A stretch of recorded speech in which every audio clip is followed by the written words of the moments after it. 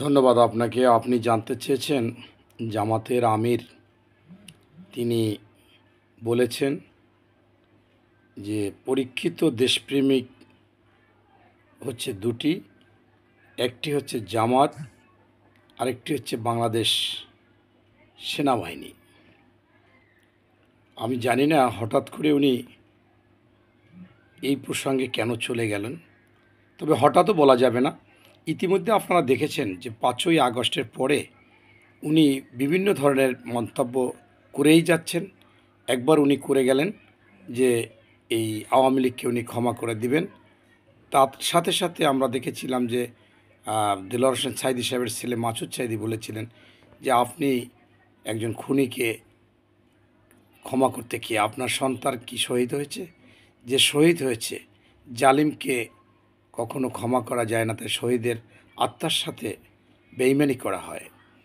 পরবর্তীতে আমরা দেখলাম যে উনি বসুন্ধরা গ্রুপের সাথে চলে গেলেন, সেখানে হেলিকপ্টারের সাথে ছবি তুললেন, তাদেরকে আশ্বস্ত করলেন যে কোনো অসুবিধা নেই। এরপর উনি বললেন যে আমরা ভারতের সাথে আলাপ আলোচনা করে বন্ধুত্ব সম্পর্ক করে বাংলাদেশের রাজনীতি করতে চাই। সাথে সাথে অমিত শাহ সেইটাকে উনি বলল যে অবশ্যই আমরাও চাই। এরপর আপনারা দেখেছেন যে পরবর্তীতে ওনারা 2টা জায়গায় খুলনার ডুমুরিয়াতে হিন্দুদের দিয়ে কমিটি করলেন। এরপর আমরা দেখলাম যে আরও একটি জায়গায় সেখানেও হিন্দুদের দিয়ে কমিটি করলেন, হিন্দু কমিটি। এরপর আবার আমরা দেখলাম যে ছাত্রলীগের একজন সাংগঠনিক সম্পাদককে সিলেট বিয়ানীবাজার তাকে জামাতে যোগদান করাইলেন। এর পরবর্তীতে তারা আবারও এই সদ্য বলল যে ভারতের সাথে, ভারত আমাদের কখনো শত্রু না, আমরা ভারতের সাথে কখনো খারাপ চিন্তা ভাবনা করিনি, তাদের সমঝোতা করে তাদের সাথে আমরা মিলেমিশে রাজনীতি করতে চাই। এই যে বিষয়গুলো বলেছে সেটাই বিতর্কিত বিষয় ছিল। এরপর সদ্য কালকে যে কথাটা বলেছে, আমি আপনার মাধ্যমে এই জামাতের আমির মহোদয়কে বলতে চাই যে আপনি 1971 সালে কি স্বাধীনতার পক্ষে ছিলেন না বিপক্ষে ছিলেন? যদি স্বাধীনতার পক্ষেই না থাকেন তাহলে আপনি কিভাবে দেশপ্রেমিক হবেন? প্রথমেই তো আপনি আউট হয়ে যান। পরবর্তীতে আপনার দেখেছেন যে উনি এরশাদের সাথে 86 সালে নির্বাচনে গিয়েছেন।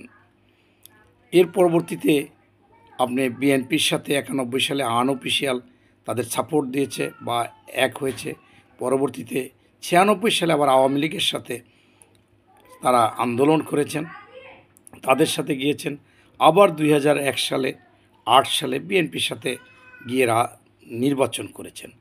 আমার কথাটা হচ্ছে যে উনারা তো আসলে স্থির কোথায় সেটাই তো বোঝা মুশকিল, এবং সেই স্থিরই যদি ওনারা না থাকতে পারে তাহলে তো নীতি বহির্ভূত ওনারা হলো কি না, ন্যায় নীতি নৈতিকতা মূল্যবোধ সততা কমিটমেন্ট রক্ষা আমানত রক্ষা এগুলো তো একজন রাজনৈতিক নেতার মধ্যে থাকবে।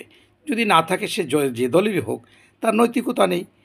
এখন ওনারা সেটায় আছে কি না, আবার ভারতের পক্ষ নিয়ে কথা বলে সেইটা আছে কি না। এখন আবার বলছে যে মহিলাদের স্বাধীনতা দেওয়া হবে, মহিলাদের বোরকা পরানো হবে না জোর করে। তাহলে উনি ইসলামের কথা বলে, ইসলামের দাওয়াত ইসলামের আইন উনি যদি না করেন সেখানে ওনার নীতিতে উনি ঠিক আছে কি না।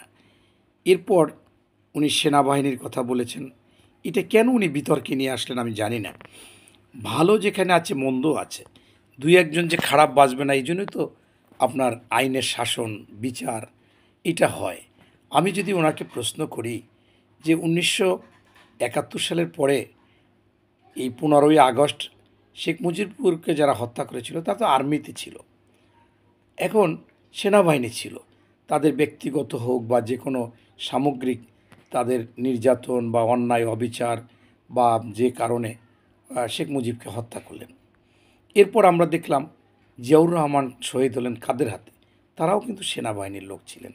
এরপর আমরা দেখলাম যে আবার এর আগে সেনারাই সিপাহী জনতা বিপ্লব করে জিয়াউর রহমানকে বসাইলেন। আবার আমরা দেখলাম এরশাদ সাহেব সেনাবাহিনী হয়ে সে 9 বছর রয়ে গেলেন। এরপর আবার আমরা দেখলাম 111-এ আপনার যারা আসলেন সেনা সমর্থিত একটা সরকার হলো। আবার পরবর্তীতে যে বিডিআর হত্যা, সেখানে সেনাবাহিনী থেকে প্রশ্ন করেছেন, প্রশ্ন তুলেছেন যে এটা ইউ আহমেদ এটার সাথে জড়িত। তিনি কে ছিলেন? তিনি সেনাপ্রধান ছিলেন। এখন ব্যতিক্রম যে এটার কোনটার কি বিচার হবে, কোনটা সত্য আমি জানি না। তবে আমি বলতে চাচ্ছি যে বিষয়গুলো তো আছে। তাই কে কখন করে, কি করে সেটা তর্কে বিতর্কে না যেয়ে আমরা স্পষ্টভাবে বলতে পারি যে বাংলাদেশের সেনাবাহিনী সার্বভৌমত্ব রক্ষা করছে, করবে, এবং আপনার তারা বাংলাদেশের সার্বভৌমত্ব কখনো বিনষ্ট হতে দেবে না। তারা সে বিষয়ে শতভাগ দেশপ্রেমিক। কিন্তু দেশের মধ্যেও কিছু কিছু ক্ষতিকর কাজ তো দুই একজন বিপদগামীরা করেছেন। তাই তারা তারপরেও নিঃসন্দেহ দেশপ্রেমিক, এবং এর পাশাপাশি আপনি দেশপ্রেমিক বাংলাদেশের অনেকেই আপনি মনে করতে পারেন যে বাংলাদেশের 99% মানুষই দেশপ্রেমিক। দেশের জন্য তাদের মায়া আছে, মমতা আছে, এবং যার কারণে এই ফ্যাসিস্ট শেখ হাসিনাকে পতন হয়েছে।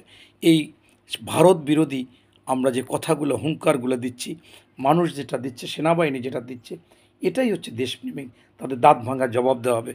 অথচ এর মধ্যে আমরা দেখতেছি জামাত, একাধিকবার জামাতের আমির ভারতের প্রশংসা করে, ভারতের সাথে মিলেমিশে বন্ধুত্ব করে, সমঝোতা করে তিনি রাজনীতি করতে চায়।